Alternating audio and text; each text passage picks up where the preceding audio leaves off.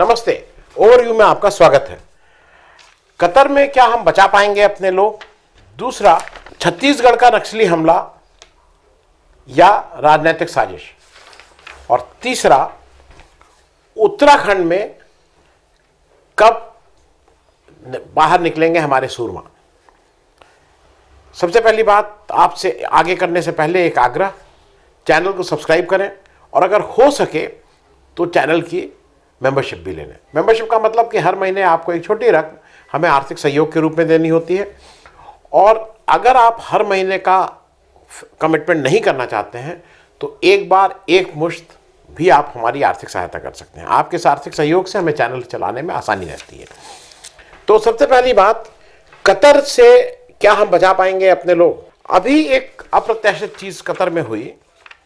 26 अक्टूबर 2023 को 8 भारतीय नौसेना के पूर्व अधिकारी, उसमें डेकोरेटेड ऑफिसर्स भी हैं, उनको 26 अक्टूबर को उनको स्पाई होने के, दूसरे देश में की खुफिया जानकारी दे रहे थे, इस आरोप में उनको मृत्युदंड की सजा कतर की कोर्ट ने सुना दी। मैं इस पर थोड़ा सा आपको बैकग्राउंड इसलिए बताना चाह रहा हूं कि आपको पता लग जाए हुआ क्या था। देखिए, ऐसा है कि कतर एक देश है जिससे हमारे बहुत अच्छे राजनीतिक संबंध थे, बहुत अच्छा हमारे उसके संबंध रहे हैं, सब कुछ बहुत अच्छा था। हालांकि देश बहुत छोटा सा है, वो हमारी किसी भी स्टेट से छोटा देश है, वो एक बहुत छोटा देश है, पर रिसोर्स रिच है। वहाँ पे दो तीन चीज़ें समझिए। वो अमेरिका उसको बहुत बैक करता है, और अमेरिका का बैक करने का कारण यह है कि अमेरिका के लिए वो स्ट्रैटेजिकली उसकी लोकेशन बहुत इंपॉर्टेंट है।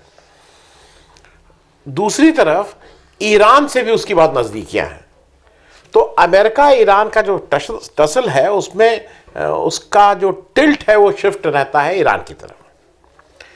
मैं जानकारी के लिए बता दूं, जैसे अल जज़ीरा है, अल जज़ीरा जो एक मीडिया वो है, वो अमेरिका की हेल्प से कतर में उसका बेस बना दिया गया है, और जिससे जो अमेरिकन जिस तरह का आप समझ सकते हैं, जिस तरह की सूचना देना चाहते हैं या जिस तरह का माहौल इकोसिस्टम बनाना चाहते हैं, उससे वो करते हैं।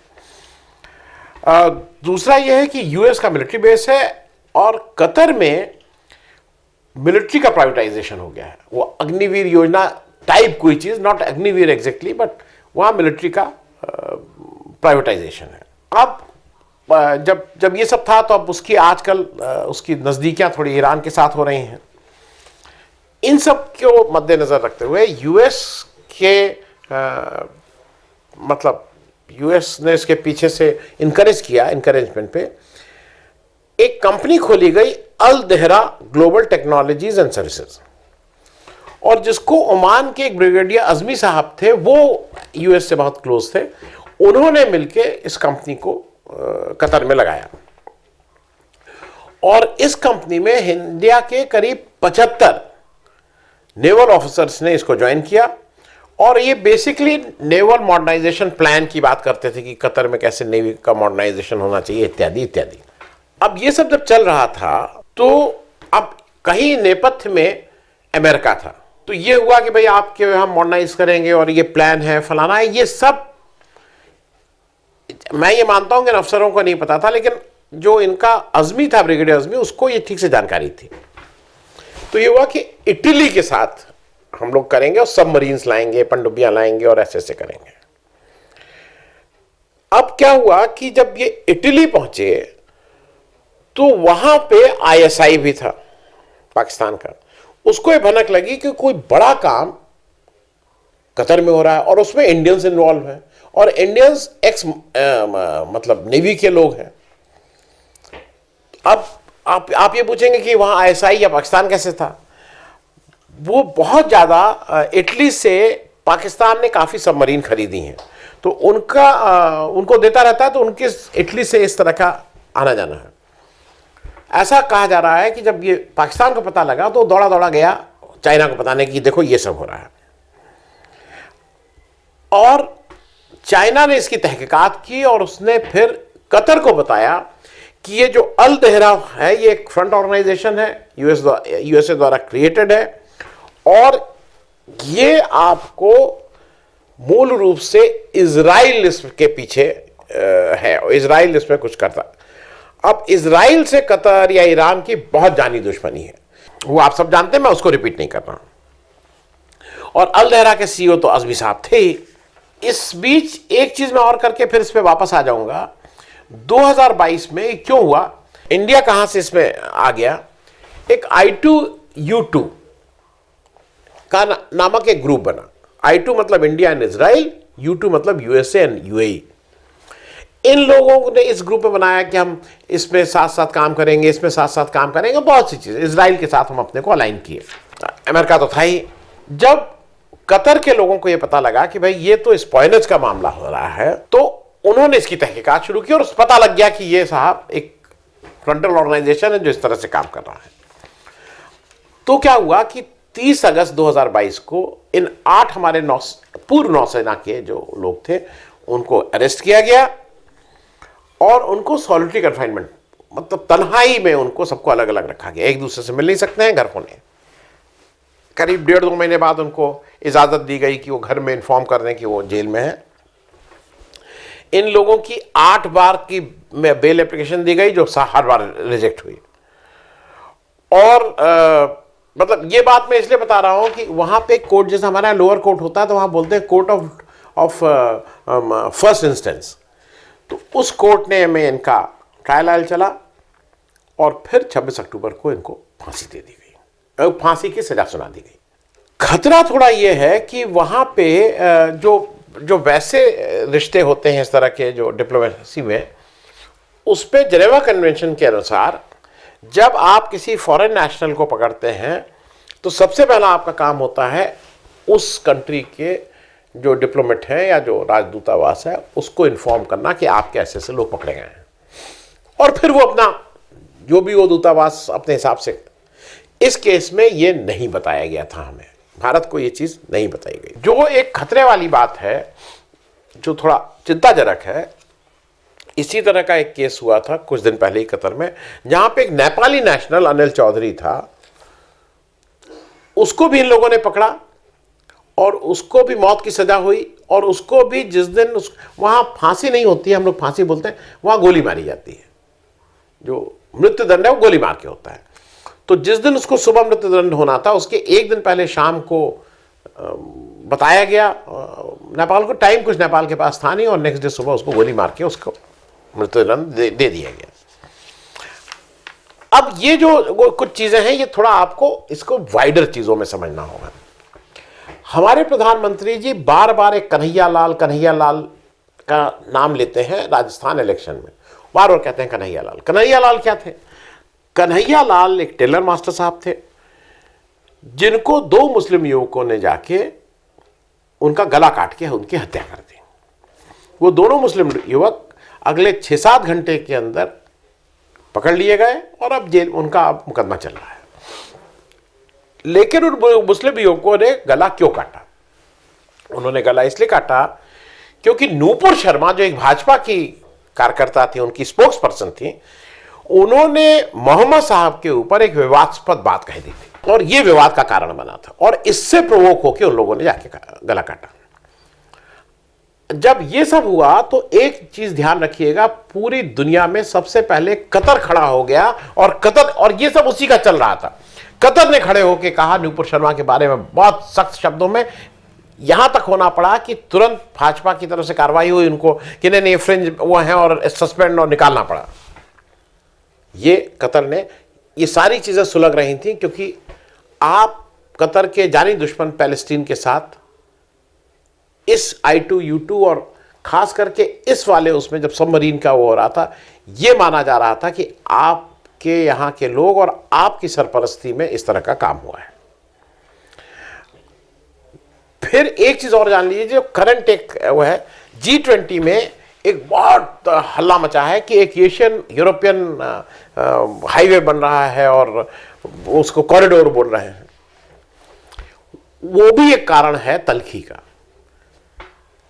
कतर को पीछे ढकेल के सऊदी अरेबिया, अब वहां की लोकल चल रही, सऊदी अरेबिया पूरी तरह से अमेरिका के साथ है, तो कतर को पीछे ढकेल के G20 में सऊदी अरेबिया आ गया है उस कॉरिडोर में, वो भी कतर को ठीक नहीं लग रहा है। तो वो मैं ये डिप्लोमेटिक चीजें मैं कहां कहां रफ एजेस हैं वो सिर्फ आपको बताने की कोशिश कर रहा हूं।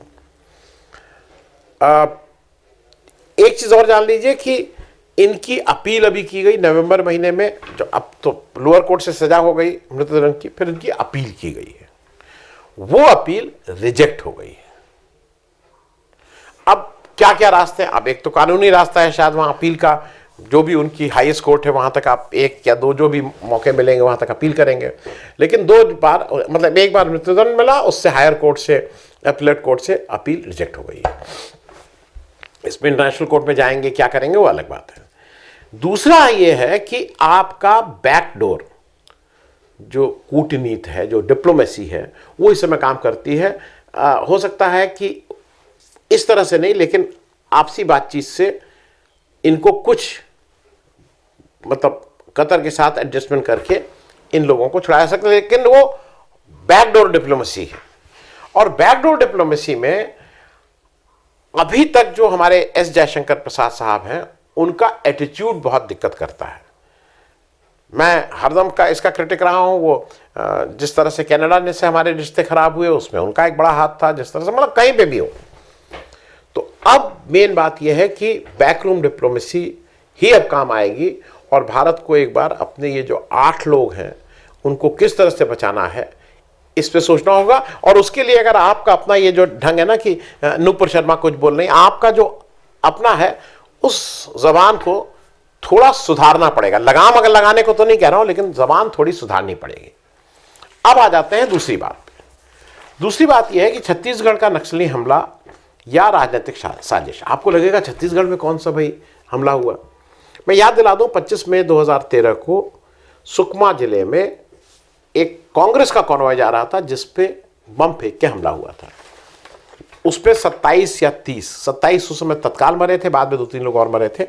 27 कांग्रेस के लोग मरे थे, जिसमें उनके राज्य मंत्री महेंद्र कर्मा, उनके छत्तीसगढ़ प्रदेश कांग्रेस के अध्यक्ष नंद कुमार पटेल और बीसी शुक्ला साहब। तुरंत नहीं, लेकिन उसी की चोट लगने से 11 जून 2013 में, उसके 10-15 दिन बाद उनकी भी मृत्यु हो गई थी। उस समय यह केस एनआईए को दे दिया गया था। फिर क्या हुआ कि अच्छा, एक चीज और जान लीजिए, 27 मई को यह केस एनआईए को दिया गया। होम मिनिस्टर उस समय सुशील कुमार शिंदे थे। लेकिन उससे पहले 26 मई को बीजेपी की जो स्टेट गवर्नमेंट थी, उसके मुख्यमंत्री रमन सिंह थे, उनको सरकार ने, केंद्र सरकार ने Z+ सिक्योरिटी मुहैया कराई। जो नेशनल सिक्योरिटी गार्ड्स होते हैं, वो उनको प्रोवाइड किया गया था, जिससे उनकी सुरक्षा रहे। अब एनआईए ने इसकी जांच कर रही थी। अच्छा, एनआईए मूल रूप से देख रही थी कि ये किसकी गलती थी, ये इस सेंट्रल गवर्नमेंट का फेल्योर था कि स्टेट गवर्नमेंट का फेल्योर था। इस बीच जब छत्तीसगढ़ में उस समय तो रमन सिंह साहब की सरकार थी, तो कोई पुलिस ने नहीं किया। लेकिन जब बाद में बघेल साहब की सरकार आई, कांग्रेस की सरकार आई, तो उन्होंने पुलिस जांच कराने की कोशिश की। लेकिन उस जांच में अड़ंगा लगाया एनआईए ने, कोर्ट से ये करके कि भाई ये जांच ऑलरेडी चल रही, वो इफेक्टेड होगी, तो इनको छत्तीसगढ़ पुलिस को उसमें जांच नहीं करने दी। अब सुप्रीम कोर्ट ने अभी एक ऑर्डर आया है, ये लंबी कानूनी लड़ाई हुई है, जिसके बाद छत्तीसगढ़ द्वारा अपनी जांच कराने का रास्ता खोल दिया गया है। अब हालांकि एक आयोग भी बना था, लेकिन आयोग किसकी, मतलब सेंट्रल गवर्नमेंट की गलती थी, उनका लैक ऑफ सिक्योरिटी लैब्स था, ये इस पे बात हो रही है। लेकिन यहां षड्यंत्र की बात नहीं हो रही है, क्योंकि एक तबके का यह मानना है कि यह नक्सली हमला जो था साथ में इसमें पॉलिटिकल कॉन्स्पिरेसी भी थी, जिससे इनकार नहीं। क्योंकि एक चीज स्पष्ट है, किसको बचाना चाहते हैं आप, और ऐसा नहीं कि नहीं हुआ। मैं बार बार कहता हूं, गुजरात में हिरेन पांड्या जो उनके पूर्व गृह मंत्री थे, उनकी हत्या आज तक अनसुलझी है। किसने हत्या की थी? दीनदयाल उपाध्याय की हत्या आज तक अनसुलझी है। पता है कि किसने हत्या की थी, कौन उसके पीछे था? तो इन सारे उसमें ये टर्म्स ऑफ रेफरेंस में नहीं आता है कि ये कौन इसके पीछे रिस्पॉन्सिबल था, किसकी सिक्योरिटी लैब्स थी, वो एक अलग इशू है। अंतिम बात जिसको करना बहुत जरूरी है, जिसके बिना मेरे हिसाब से आजकल कोई न्यूज नहीं करनी चाहिए, वो उत्तराखंड में जो हमारे लोग फंसे हुए हैं उनके बारे में। उत्तराखंड में जैसे अभी आपसे जब मैं बात कर रहा हूं, इससे ऐसा कहा जा रहा है सूत्रों के हवाले से, मतलब जो न्यूज़ आ रही है कि अगले 12-14 घंटे में ये जो हमारे 41 लोग फंसे हुए हैं वो शायद उनको निकाल लिया जाएगा। 60 मीटर लोग कह रहे हैं कि कुल है, उसमें से कितना 18 मीटर बचा है कि 15 मीटर बचा है, इस तरह का है। वो जो 41 लोग हैं, मैं इसलिए कह रहा हूँ वो जरा आप भी समझ लीजिए वो कौन लोग हैं। झारखंड के 15, उत्तर प्रदेश से 8, उड़ीसा से 5, बिहार से 5, वेस्ट बंगाल से 3, उत्तराखंड से 2, असम से 2, हिमाचल प्रदेश से 1। देश का जो सबसे गरीब प्रदेश है वहाँ के लोग अपनी जान पे बाजी खेल के रोजी रोटी कमाने आ रहे हैं। और तनख्वाह के बारे में भी जान लीजिए कितना पैसा इन लोग को मिल रहा है। जो स्किल्ड हैं उनको 24,000 रुपये महीना, और जो अनस्किल्ड हैं उनको 18,000 रुपये मात्र। हवाई जहाज का एक दिन का किराया 18,000 रुपये में उस दिन जो नरेंद्र मोदी स्टेडियम में भारत ऑस्ट्रेलिया का वर्ल्ड कप मैच हुआ था, शायद उसमें 18,000 की कोई सीट नहीं थी। 18,000 रुपये में उस व्यक्ति की जान को आप करके जो पिछले 11-12 दिन से ट्रैप्ड है। बार बार समझाया जा रहा है कि अब टीवी में बिल्कुल आ रहा है कि वो सारी एम्बुलेंस लाइन से लगे हैं, सारे पेपर में फोटो आ रही है एम्बुलेंस लाइन से लगे हैं। फिर ये बताया जा रहा है कि जो स्ट्रेचर है उसमें व्हील्स लगी हैं, व्हील वाले स्ट्रेचर से उनको बाहर निकाला जाएगा। अब मतलब मैं एक छोटा वीडियो लगा रहा हूं और किसी कारण से लगा रहा हूं। हालांकि आज एक अच्छी बात ये मेरे हिसाब से हुई है, एक जांच कमेटी बनी है to investigate the cause of collapse. ये गिरी क्यों और ये कॉज ऑफ कोलैप्स क्या आपको इन्वेस्टिगेट करने की जरूरत है? अरे भाई, पर्यावरण के साथ आप जिस तरह से ये कर रहे हैं, अंधाधुंध वो कर रहे हैं, वो सबसे बड़ा कॉज तो वही है। लेकिन चलते चलते मैं एक छोटा आपको इसलिए दिखा दे रहा हूं ये क्लिप। मुझे दुख होता है कभी कभी। पुष्कर सिंह धामी साहब हैं, उत्तराखंड के चीफ मिनिस्टर साहब, वो जो लोग फंसे हुए हैं उनसे फोन पे बात कर रहे हैं। क्या बात कर रहे हैं और कैसे खत्म किए हैं, बिना उनको ये बताना जरूरी था कि मोदी जी सुबह से शाम तक परेशान है, आपके लिए रोज सुबह 7 बजे फोन करते हैं। मैं पुष्कर सिंह धामी बोल रहा हूँ। राम राम, कैसे हैं आप लोग?